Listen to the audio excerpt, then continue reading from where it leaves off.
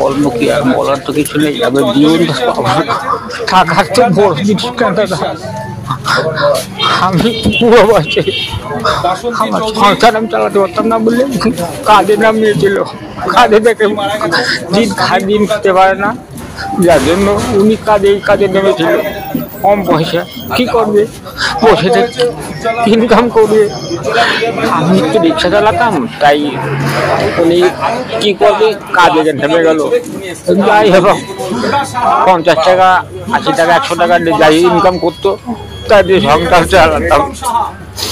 অনেকদিন বসেছিল, কেউ সাহায্য করেছিল না কেউ সাহায্য করেনি, কেউ সাহায্য করেনি। কি প্রথম সাহায্য পেলেন আপনি? হ্যাঁ এটা কি প্রথম সাহায্য পেলেন আপনি? হ্যাঁ প্রথম সাহায্য পেলাম। সরকার তরফ থেকে দেওয়া হয়নি? না না সরকার দেয়নি এখনো? সরকার দিয়েছে, আমার ছেলের হাতে দিয়েছে, আমার নামে ছিল তো এসডি অফিসে। এই টাকাটা কি করবে, কিভাবে হিসেব করে এটা আমার ধরেন ভবিষ্যতের জন্য রেখে দিতে হবে। তাতে যে আমার বুড়ো বয়সে ছেলে বৌমা তো পর্যন্ত পরের মেয়ে কানের মধ্যে কথা দেবে, সেই কথাবার্তা যদি উল্টোপাল্টা করে, আমার খেতে যদি না দেয়, সেই জন্য এটা ব্যাংকে রেখে দিয়ে যদি আমি কিছু করে খেতে পারি, ছেলের কাছে অধীন না হয়, এই জন্যই আমি টাকাটা গ্রহণ করলাম। আপনার নাম? দুর্গা চৌধুরী। আমাদের আর্থিক সাহায্য পেয়ে আমরা আমার বোনটার জন্য তো কিছু করতে পারিনি আমরা।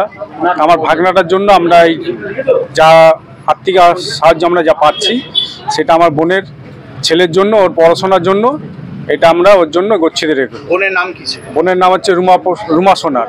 আর রাজ্য সরকারের কাছ থেকে রাজ্য সরকারের কাছে ক্ষতিপূরণ আমরা শনিবার দিনই রাতেই পেয়ে গেছি।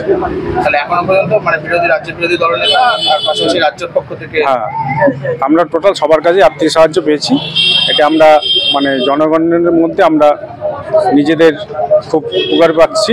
ঠিক আছে, এখন এইটাই আমাদের যেসব আমাদের মানে আমার ভাগনাটার দিক থেকে আমরা এখন খুবই ভেঙে পড়েছি। এখন ওর দিক থেকে আমরা এখন ওকে মানে ভাগনা পড়াশোনা করছে, ভাগনা এখন ক্লাস 7-এ উঠলো। হ্যাঁ, একটাই সন্তান। কি নাম? আমার নাম হচ্ছে রমেন দাস।